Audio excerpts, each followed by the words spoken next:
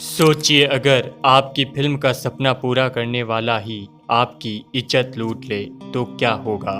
Hollywood में यही हुआ और इसके पीछे था सिर्फ एक नाम, हार्वे वाइंस्टीन। हार्वे वाइंस्टीन का जन्म 1952 में न्यूयॉर्क में हुआ। उन्होंने अपने भाई बॉब वाइंस्टीन के साथ मिलकर मीरा मैक्स नाम की कंपनी बनाई। 80th और 19th में उनकी फिल्मों ने हॉलीवुड में तहलका मचा दिया। Pulp fiction, good will hunting and Shakespeare in love और किल बिल जैसी फिल्मों ने उन्हें सुपरस्टार और प्रोड्यूसर बना दिया।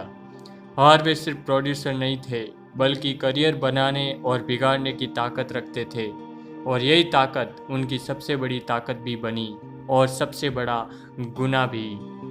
हॉलीवुड में एक कहावत थी, अगर वाइंस्टीन ने तुम्हें चुन लिया तो तुम रातों रात स्टार बन सकते हो, लेकिन इसके पीछे एक काला सच छिपा था। हार्वे यंग एक्ट्रेस को होटल के कमरों में मीटिंग के बहाने बुलाता था। वहाँ या तो वो मैसेज की डिमांड करता या फिर सेक्सुअल फेवर्स मांगता। कई बार वो सीधे कह देता, अगर तुम्हें फिल्म चाहिए तो ये काम करना पड़ेगा।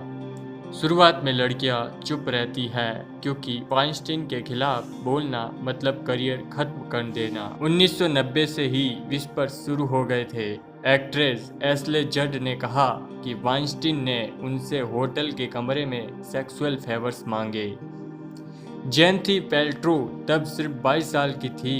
उन्होंने भी कहा कि विंस्टन ने उनसे मैसेज के लिए कहा। जब उन्होंने अपने बॉयफ्रेंड ब्रैड पिट को बताया तो पिट ने वाइंस्टीन को धमकाया।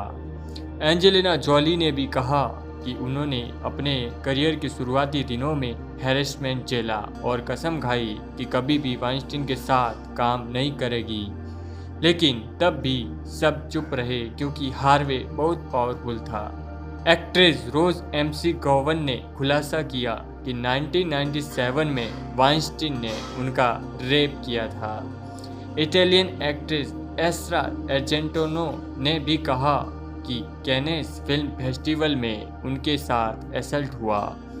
धीरे धीरे और भी नाम सामने आने लगे, उमा थर्मन, सलमा हैक और डैरी हैना, और ये सिलसिला रुकने का नाम नहीं ले रहा था। 2017 में न्यूयॉर्क टाइम्स और न्यूयॉर्कर मैगजीन ने उन्हें एक्सपोज किया कि वाइंस्टीन ने दशकों तक सेक्सुअल असल्ट और हैरेसमेंट किए।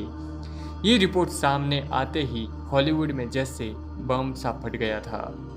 सोशल मीडिया पर #MeToo मूवमेंट शुरू हुआ। हजारों महिलाएं सामने आई और अपने साथ हुए क्राइम्स बताए।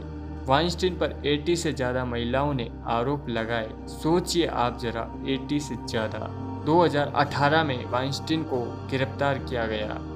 2020 में न्यूयॉर्क कोर्ट ने उसे रेप और सेक्सुअल असल्ट के चार्जेस में 23 साल की सज़ा सुनाई। लेकिन कहानी यहीं खत्म नहीं हुई। 2022 में लॉस एंजलिस की कोर्ट ने भी उसे एक और रेप केस से 16 साल की सज़ा सुनाई।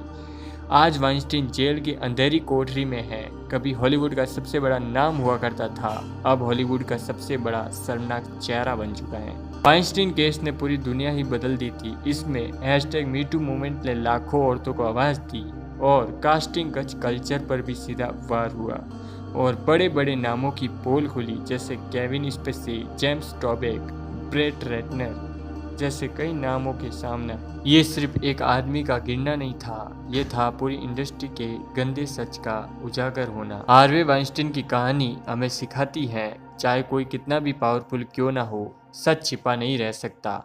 किसी की करियर बनाने की ताकत किसी को यह हक नहीं देता कि वो इनकी इज्जत लूटे। आज वाइंस्टीन जेल में है और हॉलीवुड की हीरोइंस आखिरकार अपनी चुप्पी तोड़ चुकी हैं। दोस्तों, ये कहानी सिर्फ हॉलीवुड की नहीं है, ये हर उस जगह की है जहाँ पावर का इस्तेमाल औरतों की डिग्निटी को कुचलने में होता है। सवाल ये है, क्या दुनिया सच में बदल रही है?